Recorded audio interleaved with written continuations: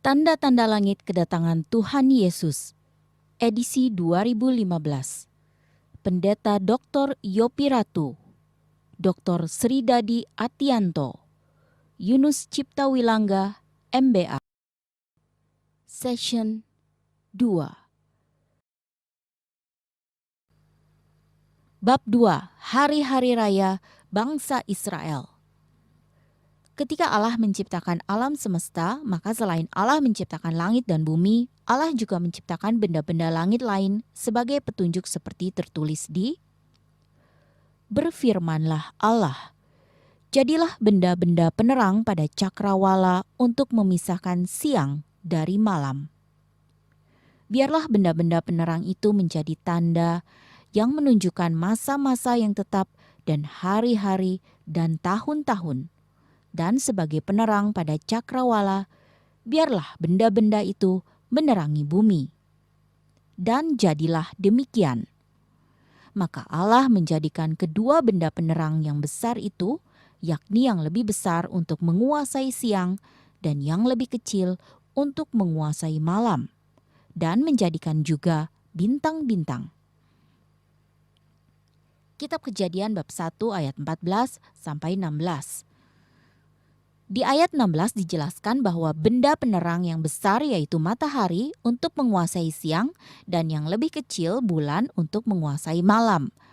Dan di ayat sebelumnya, ayat 14 dijelaskan bahwa benda-benda penerang cakrawala tersebut yaitu matahari dan bulan berfungsi sebagai pemisah antara siang dan malam.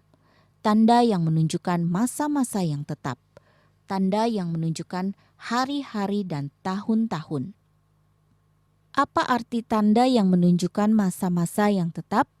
Kalau dipelajari di dalam bahasa aslinya, ternyata kata yang diterjemahkan sebagai masa-masa yang tetap berasal dari kata moed atau moade, yang bisa berarti appointed, sign, time, place of, solemn, assembly, congregation, set, solemn, feast, appointed, due season, solemnity, synagogue, set time appointed. http://biblelexicon.org/1-14.htm. Alkitab LAI mengambil kata appointed atau sign, time, sehingga diterjemahkan menjadi masa-masa yang tetap. Namun kata moed atau moade juga bisa berarti set, solemn, feast, atau hari raya yang tetap atau hari raya besar. Sehingga ayat tersebut bisa diterjemahkan menjadi, Berfirmanlah Allah, jadilah benda-benda penerang pada cakrawala untuk memisahkan siang dari malam. Biarlah benda-benda penerang itu menjadi tanda yang menunjukkan hari-hari raya yang tetap atau yang besar dan hari-hari dan tahun-tahun. Kitab Kejadian bab 1 ayat 14. Dengan demikian ayat tersebut menjelaskan bahwa matahari dan bulan juga merupakan tanda yang menunjukkan hari-hari raya yang tetap atau hari-hari raya yang besar.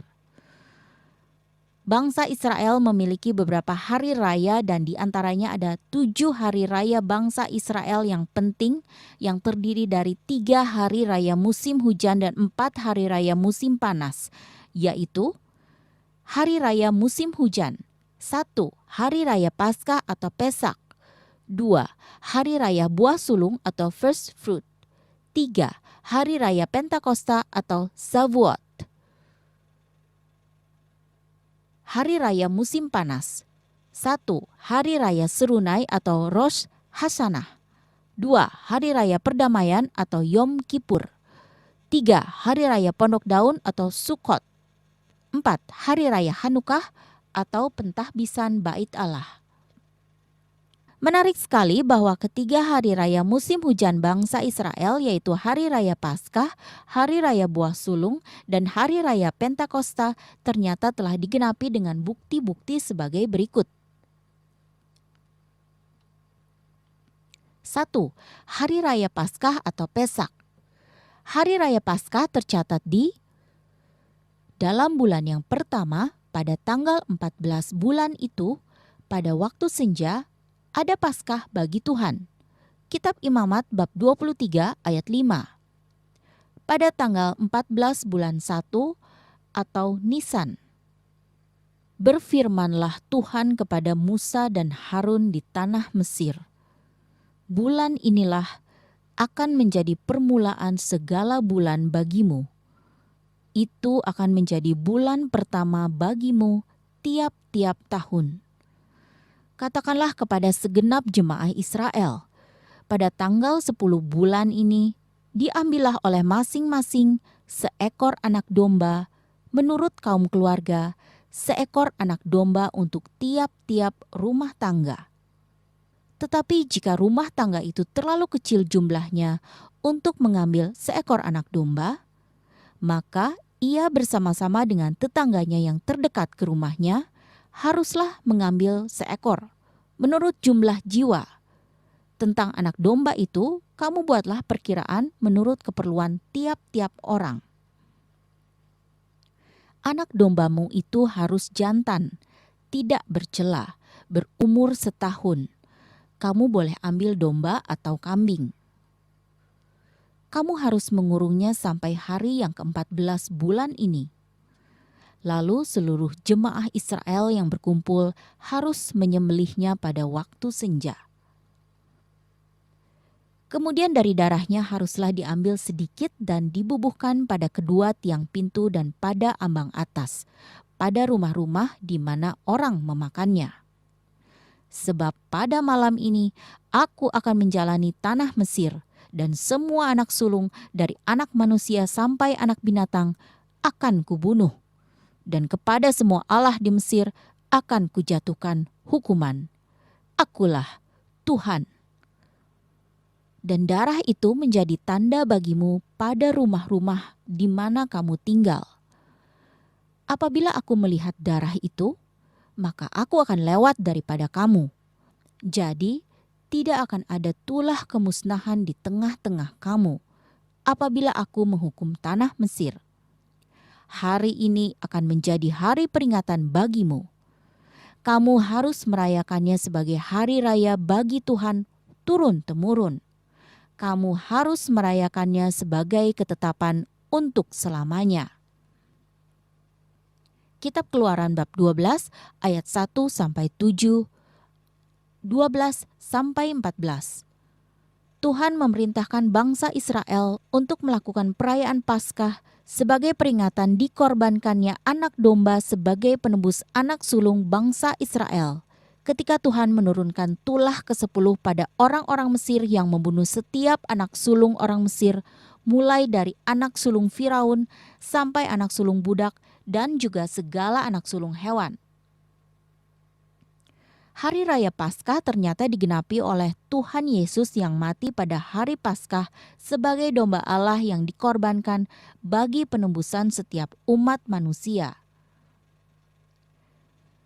Hari itu ialah hari persiapan Paskah, kira-kira jam 12. Kata Pilatus kepada orang-orang Yahudi itu, "Inilah rajamu." Maka berteriaklah mereka, "Enyahkan dia, enyahkan dia, salibkan dia." Kata Pilatus kepada mereka, "Haruskah aku menyalibkan rajamu?" Jawab imam-imam kepala, "Kami tidak mempunyai raja selain daripada Kaisar." Akhirnya Pilatus menyerahkan Yesus kepada mereka untuk disalibkan. Kitab Yohanes bab 19 ayat 14 sampai 16. 2. Hari Raya Buah Sulung atau First Fruit. Hari Raya Buah Sulung tercatat di "Berbicaralah kepada orang Israel dan katakan kepada mereka, apabila kamu sampai ke negeri yang akan kuberikan kepadamu, dan kamu menuai hasilnya, maka kamu harus membawa seberkas hasil pertama dari penuaianmu kepada imam. Dan imam itu haruslah mengunjukkan berkas itu di hadapan Tuhan, supaya Tuhan berkenan akan kamu. Imam harus mengunjukkannya pada hari sesudah Sabat itu. Kitab Imamat bab 23 ayat 10 sampai 11. Pada tanggal 17 bulan 1 atau Nisan. Hari Raya Buah Sulung juga digenapi oleh Tuhan Yesus dengan kebangkitannya sebagai yang sulung dari orang-orang yang telah meninggal, seperti dijelaskan oleh ayat di bawah ini. Setelah hari Sabat lewat, menjelang menyingsingnya fajar pada hari pertama minggu itu, pergilah Maria Magdalena dan Maria yang lain menengok kubur itu. Kitab Matius bab 28 ayat 1. Tetapi yang benar ialah bahwa Kristus telah dibangkitkan dari antara orang mati sebagai yang sulung dari orang-orang yang telah meninggal. Kitab 1 Korintus bab 15 ayat 20. 3. Hari Raya Pentakosta atau Shavuot. Hari Raya Pentakosta tercatat di Kitab Imamat bab 23 ayat 15 sampai 16.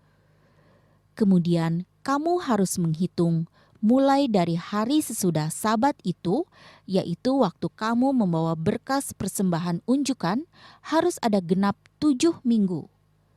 Sampai pada hari sesudah Sabat yang ke-7, kamu harus hitung 50 hari. Lalu kamu harus mempersembahkan korban sajian yang baru kepada Tuhan pada tanggal 6 bulan 3 atau Sivan. Hari Raya Pentakosta selain untuk memperingati Hari Panen Raya, juga dilakukan untuk memperingati turunnya 10 perintah Allah yang pertama di Gunung Sinai. Dan hari raya ini digenapi dengan dicurahkannya Roh Kudus di hari Pentakosta seperti dijelaskan di ayat-ayat di bawah ini. Ketika tiba hari Pentakosta, semua orang percaya berkumpul di satu tempat.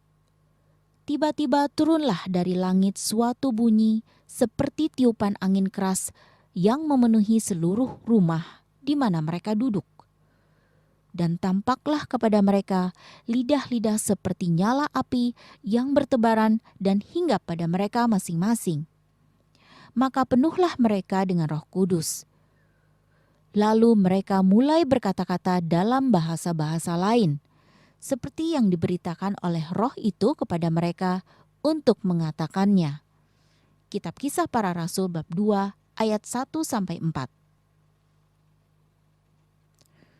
Di Pentakosta pertama firman Allah dituliskan oleh jari Allah pada kedua loh batu. Dan Tuhan memberikan kepada Musa setelah ia selesai berbicara dengan dia di Gunung Sinai, kedua loh hukum Allah, loh batu yang ditulisi oleh jari Allah. Kitab Keluaran bab 31 ayat 18. Sedangkan di Pentakosta kedua, firman Allah ditulis oleh Roh Kudus ke dalam hati manusia. Kitab 2 Korintus bab 3 ayat 3. Karena telah ternyata bahwa kamu adalah surat Kristus yang ditulis oleh pelayanan kami, ditulis bukan dengan tinta, tetapi dengan Roh dari Allah yang hidup. Bukan pada loh-loh batu, melainkan pada loh-loh daging, yaitu di dalam hati manusia. Sedangkan 4 hari raya bangsa Israel lainnya, yaitu hari raya musim panas yang terdiri dari hari raya Serunai atau Rosh Hashanah, hari raya perdamaian atau Yom Kippur, hari raya pondok daun atau Sukkot, dan hari raya Hanukkah belum digenapi. Apa tujuan dari perayaan tersebut dan bagaimana penafsiran penggenapannya dijelaskan dengan baik sekali oleh Bapak Abram Theo dalam bukunya yang berjudul Secret Revelation Book 1 sebagai berikut. 1. Hari Raya Serunai atau Rosh Hashanah. Hari Raya Serunai atau Nafiri atau Hari Raya Teruah atau Days of Trumpets atau secara sekular dikenal sebagai Hari Raya Rosh Hashanah atau Tahun Baru Yahudi. Hari Raya Serunai tercatat di Kitab Imamat bab 23 ayat 24. Katakanlah kepada orang Israel, begini, dalam bulan yang ke-7, pada tanggal 1 bulan itu, kamu harus mengadakan hari perhentian penuh yang diperingati dengan meniup serunai, yakni hari pertemuan kudus, pada tanggal 1 bulan 7 atau Tishri. Hari Raya Peniupan Serunai merupakan hari pertama dari 10 hari yang disebut Yamim Noraim atau 10 hari pertobatan sampai Hari Raya Pendamaian atau Yom Kippur atau 10 Tishri. Rosh Hashanah merupakan bagian dari 40 hari Teshuvah atau hari-hari berbalik, yaitu berupa 30 hari persiapan yang dimulai pada tanggal 1 bulan 6 atau Elul selama 1 bulan penuh dan 10 hari Yamim Noraim untuk mengenang peristiwa ketika Musa naik untuk kedua kalinya untuk menerima 10 perintah Allah. Selama 40 hari mereka meniup serunai untuk memperingatkan diri mereka agar setia dan tidak lagi menyembah berhala atau lembu emas buatan Harun.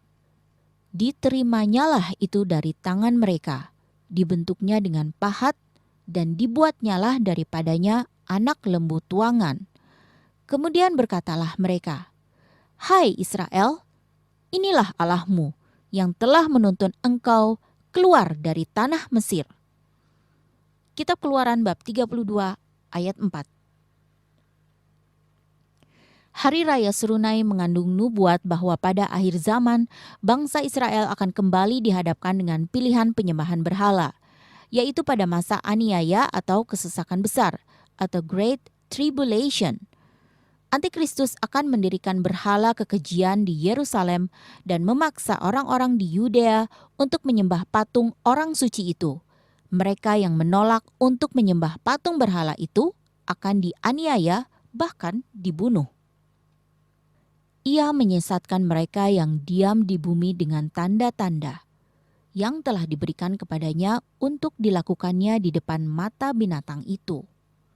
Dan ia menyuruh mereka yang diam di bumi supaya mereka mendirikan patung untuk menghormati binatang yang luka oleh pedang, namun yang tetap hidup itu.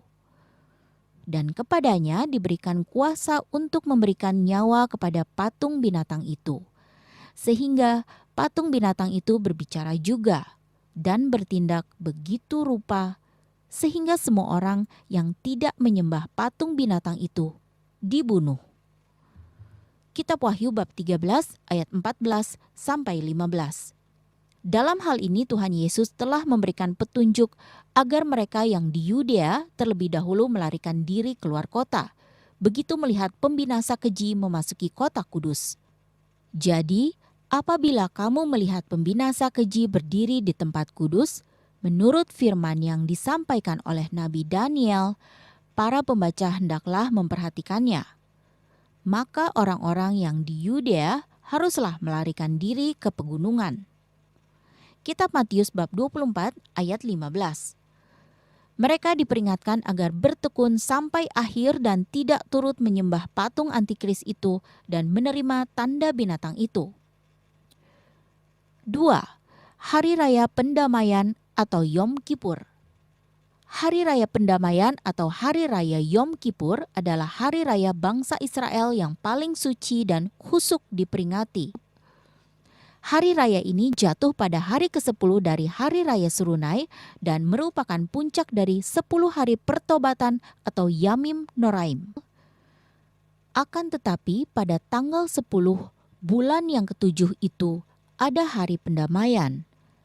Kamu harus mengadakan pertemuan kudus dan harus merendahkan diri dengan berpuasa dan mempersembahkan korban api-apian kepada Tuhan. Pada hari itu, janganlah kamu melakukan sesuatu pekerjaan. Itulah hari pendamaian untuk mengadakan pendamaian bagimu di hadapan Tuhan Allahmu. Karena setiap orang yang pada hari itu tidak merendahkan diri dengan berpuasa, haruslah dilenyapkan dari antara orang-orang sebangsanya. Setiap orang yang melakukan sesuatu pekerjaan pada hari itu, orang itu akan kubinasakan dari tengah-tengah bangsanya. Janganlah kamu melakukan sesuatu pekerjaan. Itulah suatu ketetapan untuk selama-lamanya bagimu, turun-temurun di segala tempat kediamanmu. Itu harus menjadi suatu sabat, hari perhentian penuh bagimu, dan kamu harus merendahkan diri dengan berpuasa. Mulai pada malam tanggal 9 bulan itu, dari matahari terbenam sampai matahari terbenam, kamu harus merayakan Sabatmu. Kitab Imamat bab 23 ayat 27 sampai 32. Pada tanggal 10 bulan 7 atau Tishri. Hari Raya Pendamaian adalah hari terakhir untuk memperoleh pengampunan Tuhan, di mana pada hari itu orang Israel diperintahkan untuk berpuasa dan merendahkan diri di hadapan Tuhan. Bangsa Israel memperingati hari raya ini selama 25 jam lebih, yaitu sejak beberapa menit menjelang tanggal 9 Tishri sampai 10 Tishri petang. Hari Raya Pendamaian merupakan kesempatan terakhir yang menentukan setiap tahunnya untuk menunjukkan teshuvah, apakah seseorang mendapat berkat atau kutuk pada tahun berikutnya. Pada hari raya inilah, dahulu imam besar sekali setahun diizinkan masuk ke ruang Maha Kudus untuk mempersembahkan korban untuk pengampunan dosa bagi bangsa Israel. Orang-orang Israel percaya bahwa setiap tahun pada hari raya Serunai Tuhan akan membuka Sefer HaChaim atau kitab kehidupan dan mencatat atau menghapus nama orang-orang menurut perbuatan dan pertobatannya. Mereka percaya bahwa selama 10 hari pertobatan atau Yamim Noraim masih tersedia kesempatan untuk membuat nama mereka tercatat di kitab kehidupan. Namun pada waktu hari raya pendamaian atau Yom Kippur selesai, yaitu menjelang petang hari, maka kitab kehidupan akan ditutup.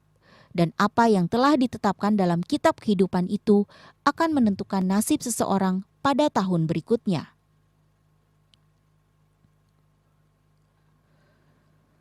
Hari Raya Pendamaian mengandung nubuat berkaitan dengan peristiwa puncak tribulasi yang disebut waktu kesesakan yang besar. Pada waktu itu juga akan muncul Mikhael, pemimpin besar itu, yang akan mendampingi anak-anak bangsamu. Dan akan ada suatu waktu kesesakan yang besar, seperti yang belum pernah terjadi sejak ada bangsa-bangsa sampai pada waktu itu. Tetapi pada waktu itu, bangsamu akan terluput, yakni barang siapa yang didapati namanya tertulis dalam kitab itu. Kitab Daniel bab 12 ayat 1.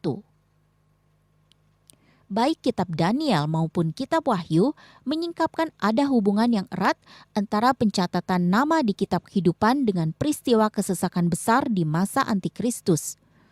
Hal ini memiliki arti bahwa peristiwa kesesakan besar berhubungan erat dengan hari raya Yom Kippur. Kitab Wahyu mengaitkan mereka yang mengagumi Antikristus dan menyembah patungnya dengan mereka yang namanya tidak tercatat dalam kitab kehidupan. Dan semua orang yang diam di atas bumi akan menyembahnya, yaitu setiap orang yang namanya tidak tertulis sejak dunia dijadikan di dalam kitab kehidupan dari anak domba yang telah disembelih. Kitab Wahyu bab 13 ayat 8.